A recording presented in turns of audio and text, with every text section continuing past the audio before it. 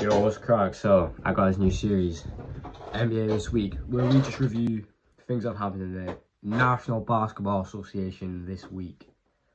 Obviously, Summer League's going on, all this stuff. KD still hasn't been traded. We'll get into that. So, Damian Lillard proves he isn't running from the grind and signs an extension with Portland. Do I think it's a good move? I mean, to be honest, I think the general reaction is like, okay, this is his legacy, you know, people on Twitter realizing, okay, it's a bit bigger than just, running from the grind. He's an extremely loyal person. I mean, it's easy to say, oh yeah, he should just leave and go to the Lakers, he goes to the Sixers, go to the fucking net, like whatever. But like, what this guy's done for this organization, he's most clearly their best player of all time. And what he's like, it's crazy how a superstar can be a superstar of his talent, top 75 NBA, probably shouldn't be there, but, he is.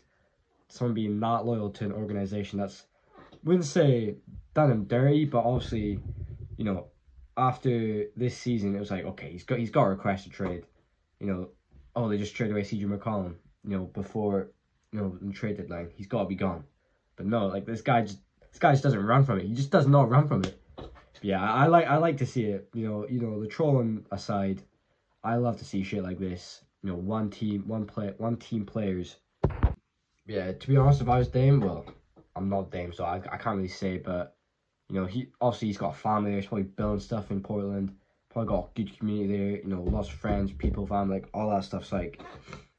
And he wants to create his legacy. Like he wants to win a championship for the Blazers. Obviously, that's his #1 motive. Maybe not like, I don't know. I'm not him, but. Like, a big motive is to win a championship there. And, to be honest, I mean, you never know. Do you know what I mean? He's betting on himself. Like, not money-wise, but, like, team success-wise, he's betting on himself. So, it's, like, Dame requests a trade, or Dame enters free agency, or Dame requests a trade with, like, a year or two left in his contract. Every team in the NBA it's like KD. Every team in the NBA is going to be on that. Rebuilding or not, like, they're going to be on that. So, obviously, it's good for him. Their team could like, I think they'll make the playoffs. Obviously, he was injured last year. Like, he had that core injury, and obviously, a core is a fucking big part about playing basketball. It's like people are like, oh, Dame's washing. No, he's, come on, bro, he had surgery. So, yeah, obviously, he'll come back. Might have a slow start. But, by All-Star break, he could be an All-Star starter.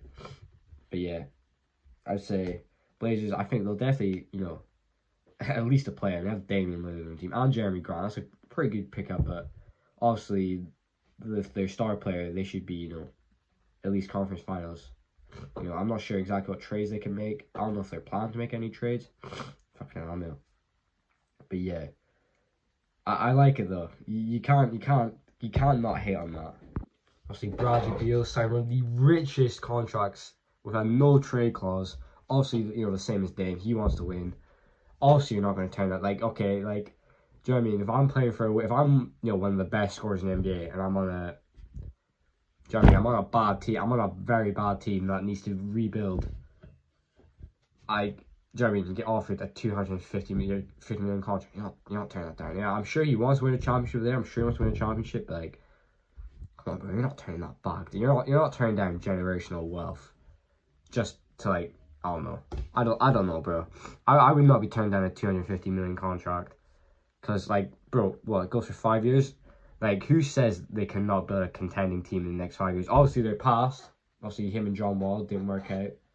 This, blah, blah, blah, blah, blah. But, like, the next 5 years, bro, like, their past does not define them. So, I think it could be, they could build a contender. Obviously, hindsight's 2020. We can look this in 5 years, like, he should have just joined this team. He should have joined this team. Oh, this team, was not expected to win the championship. He could have joined them. Do you know what I mean? It's all this stuff, but, I mean, once again, you gotta make your money. That's the whole point. Like, realistically, yeah, like, basketball, they love basketball, but, like, you're getting paid to do this, so get the bag. But, obviously, I do think this is also a champion. Like, same with Dame. He is trying to win a championship, but, like, he's also putting the bag a bit first. Because, obviously, if you really want him to win, he would turn down, like, we see James Harden, who we'll get to later. But, yeah, Bradley Beal, absolutely W for that contract. Obviously, so many other contracts, like Jokic, Kat, Booker, all these players getting extensions. Bro, also the contracts keep going up. Last year it was like 198. I remember looking like, holy fuck, 198. That was like 250 million. Like what? Like the contracts in 10 years, bro. Fucking Mahomes level. Like Patrick Mahomes level. So yeah, obviously the future of NBA contracts is going to be crazy. But, you know, for Bradley Beal, you know, it's good to cement yourself as one of the greatest players, if not the best player to play for an organization. Like, that's also in it as well. So yeah, it must feel very good. Yeah, I think good or bad move for Wizards and, you know, their fans. Bad move, but for Bradley Beal, good move. But, you know, hopefully they can actually get some success in there, because like those two players need to win. Summer League is quite underrated. Obviously, you got Paolo.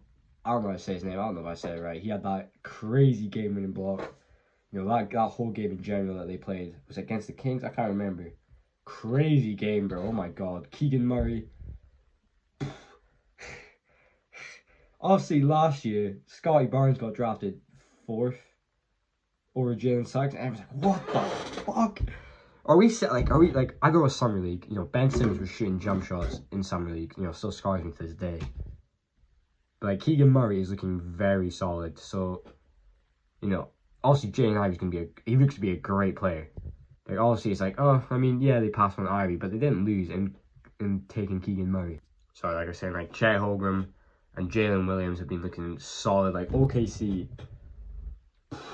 you got Josh Giddey, you got Shea, you got Lou Dort. They have so many good players, and they have so many, bro. OKC are just a cheat code. That's a dynasty. Even with Chet is just white KD or just a normal Dirk, or it's like a modern day Dirk. Obviously, he should definitely bulk up. If he bulks up, oh my god, he's got an MVP in him. But yeah, OKC looking phenomenal. Wow, Sam Presti's smart. If I'm an OKC fan, I'm buzzing. But yeah, phenomenal game. Obviously, there's Summer Leagues looking good. Josh Giddey's too good to be playing the Summer League. Obviously, Paolo I'm pretty sure he got a draw from Summer League, because it's like, yeah, okay, yeah, you're good. Let's not let's not try to get you injured. But yeah, obviously, phenomenal Summer League for them. Obviously, I don't want to spend too much time in Summer League, but one player, Jaden Hardy. Wow. Okay, so before the draft, I saw him. I was like, okay, top 10. I think he went like, was it 28? I can't remember. It was like, it was in the 20s, or it could. I doubt it was in the second round, but it could be. But yeah, it's like in the 20s, kind of like, you know, other good players that drafted in the 20s. And it's like, what the fuck, bro? Like, this guy got drafted that low. It's like Maxi, sure, my boy. But yeah, like, bro, so many good NBA players. Jalen Hardy's phenomenal. And obviously, like, you know, in 10 years, this league's already talented. It's the most talented it's ever been. Every year it gets more talented. So obviously these kids, they're legit the same age as me. These people are growing up watching LeBron, watching Steph, watching KD, watching these guys with so much skill, practicing it, boom. Like in 10 years, it's going to be a normal shot to pass. As soon as you pass half court, boom. 10, 20 years, it's going to be crazy.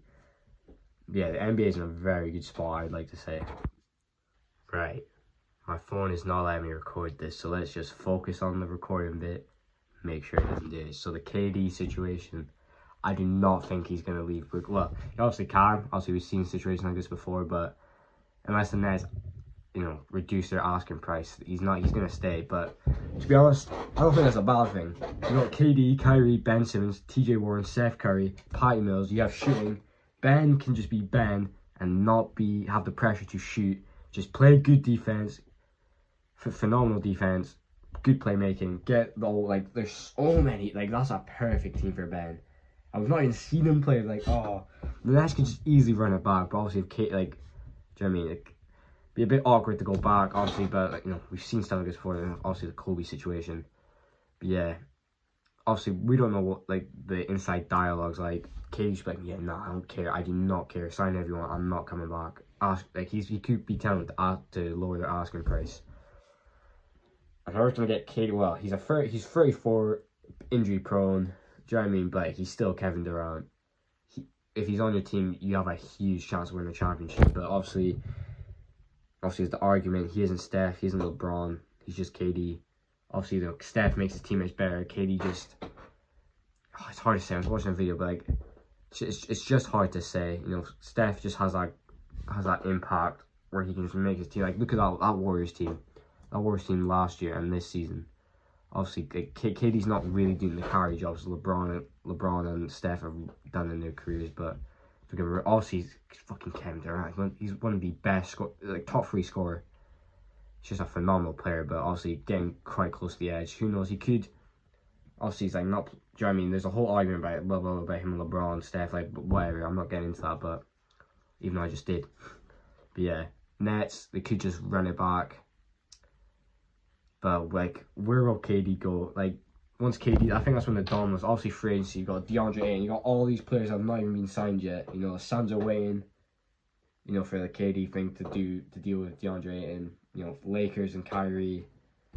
You know, if the Nets trade Kyrie to the Lakers and get Westbrook and have Russell Westbrook and Ben Simmons on the same team, bro, that's fucking retarded. But yeah, anyway, that's it for NBA this week. I hope you enjoyed it.